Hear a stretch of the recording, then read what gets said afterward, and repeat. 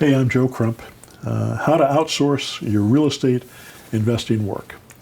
You're going to set up your business with systems, and you're going to automate 90% of your work using software like mine. I have a thing called the Push Button Auto Marketer, so you can go to pushbuttonautomarketer.com and find out more about it. I've been talking about it in some of these videos that I've done, and I've got other stuff that you can look at, but if you go to that website, there's a bunch of videos on that system and how to create an automated system to do your work for you. That means that you've still got 10% of the work that has to be done, and that's going to need to be done by a human. You can't automate everything in your real estate business. So you have 10% that needs to be done.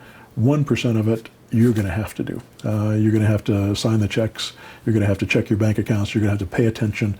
You're going to have to keep your fingers on the wheel of your business to make sure that it's running. But you always want to be outside your business, working on your business, rather than inside the business working in your business. All the outsourced people, all the automation, those are the things that are going to be working in your business. So that 9%, so you got 90% doing the automation, 9% doing the outsource, you outsource, and 1% is you. The 9% is what this video is about. Getting those people to work for you and do that work for you. I find that it makes the most sense to hire people on an hourly basis rather than partner with people or have them work on commission. It means that you have to pay them whether you make money or not, but the amount that you pay them will be substantially less than if you were working with them as a partner or working with them on a commission basis. So you hire somebody, you pay them a fair wage, you give them regular wages, you try to keep them on for a long term, and you give them, you make them a part of your team, and you divide up the work based on the different things that you need, and you try to create checks and balances so that one person's job is dependent upon somebody else doing their job. That means that if this person doesn't do their job, then this person over here can't do their job. They're not going to be able to get it done because they don't have the information or the steps are not there. And that means that if this person doesn't do their job and this person can't do their job, this person is going to call you and let you know they can't do their job because this person didn't do their job.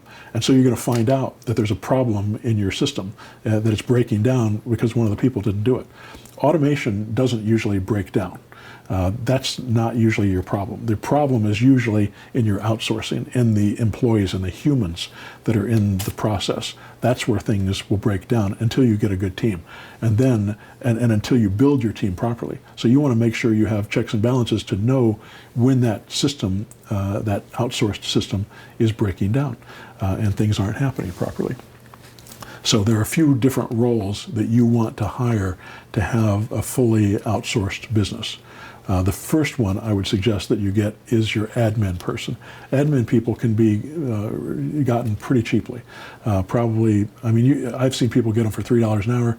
I typically would pay $8 or $10 or $12 an hour for an admin person, and usually you can get them anywhere in the world. So you can get somebody out of the Philippines, or you can get somebody anywhere who will work for you inexpensively, and maybe have them work at the beginning just 10 hours a week, keeping track of your leads, making sure that you're getting the stuff that you need in order to keep all the systems running, making sure that your automation is going, making sure that communication is happening between you and the other employees that you have working for you.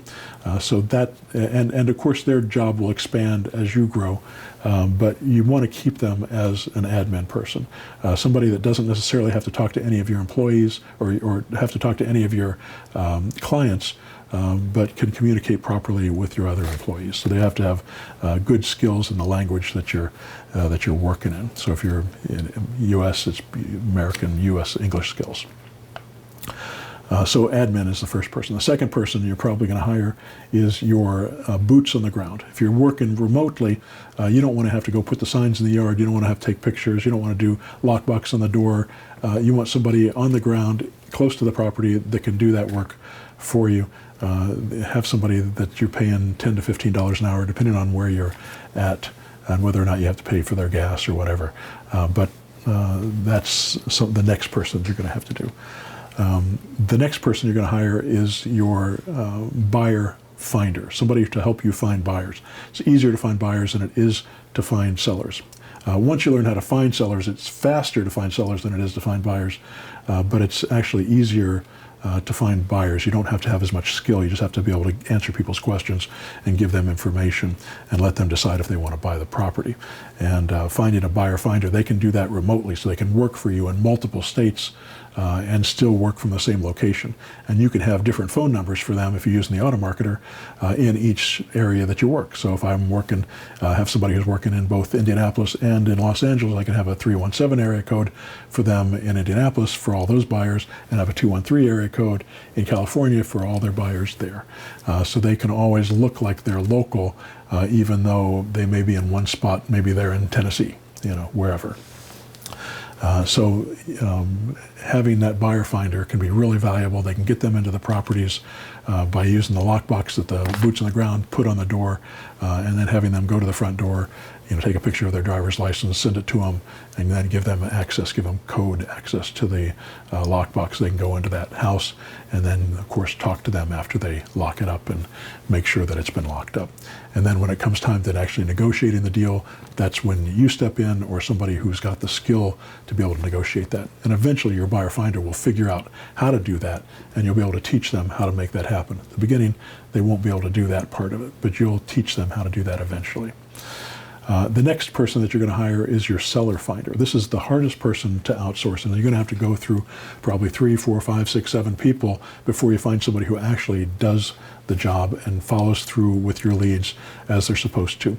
And we've got a whole process that we use, that I teach my mentor students to use, and questionnaires that we use that are inside the Automarketer that make it really easy for you to manage your buyer finder. Your buyer finder is going to be able to, your seller finder.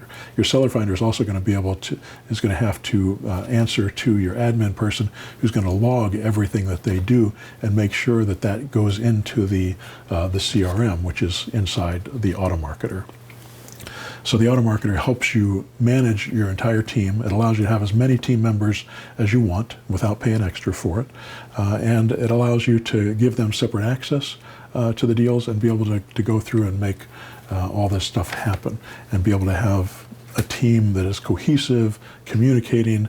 Everybody has their own phone numbers, multiple phone numbers if they need it, and everybody has separate access, so they only have access to their leads, to the things that they need to have access to, not to the entire system. So you can restrict access to each of those team members so that you can do that properly. Now, the thing that I like best about the Automarketer is you can create task lists. So if you know that when a certain thing happens, let's say you get a lease option memo, you're doing the FRET method, you get a lease option memo signed. Now you know there's certain things that have to be done. Lockbox has to go in the door, sign has to go in the yard, advertising in Facebook and Craigslist and Zillow, and all these things have to be taken care of. You know that that's going to happen every time you get a lease option memo signed, and you know who's going to be doing that task. Whether it's your admin person, or whether it's your buyer finder, or whether it's your boots on the ground. Somebody has to do that particular task, and you can assign it to that particular person. And you can attach a campaign of tasks to that particular lead that notifies your admin person that, hey, you need to put this ad in. It notifies your buyer finder, you need to start taking this lead, you need to do the ads on this leads, you need to get this part together. The boots on the ground, you have to put this sign in the yard. It'll notify them by either email or text or by voicemail, whatever you choose to set up within your task list. That way, everybody gets the information they need at the time that they need it. And we know that on day 1, this has to happen. On day 3, this has to happen. On day 16, this has to happen. On day 24, this has to happen. And you can set up regular reminders to make sure that your employees don't forget to do the task that needs to be done on every deal, on every time that you do that specific process. I've even had people use the Auto Marketer. I had a pastor who was using it because he would have people come to his church service on Sunday, and he wanted to do a follow-up with them. So he set up a system that if they came in on Sunday, they would put this attach this lead or attach this campaign to this lead. And that system would send out a text message to them on Monday saying, "Thanks for coming. It was great having you in church. We hope you'll come again next week."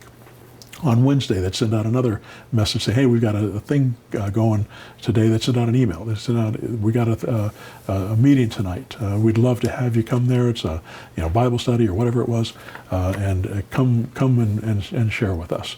And he had this system set up so that it would constantly drip on these people and try to get them to come back and be a part of his congregation.